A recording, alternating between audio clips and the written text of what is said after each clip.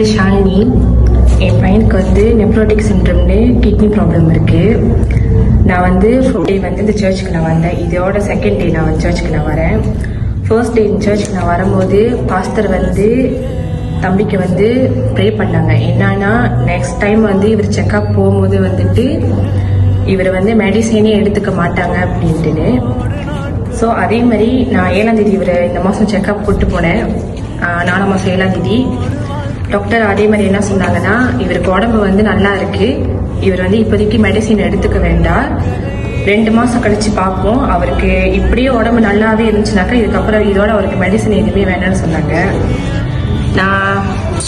நான் ஏசப்பா விசுவாசிக்கிறேன், அவர் இருக்காருன்னு நான் நம்புறேன்.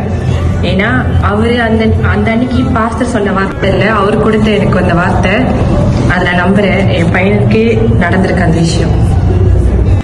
என்னோட வாழ்க்கையில் ஆண்டவர் எனக்கு அற்புதம் செய்யும் போது நீங்களும் விசுவாசிச்சா உங்களோட வாழ்க்கையிலையும் ஆண்டவர் அற்புதம் செய்வாரு. Jesus love you.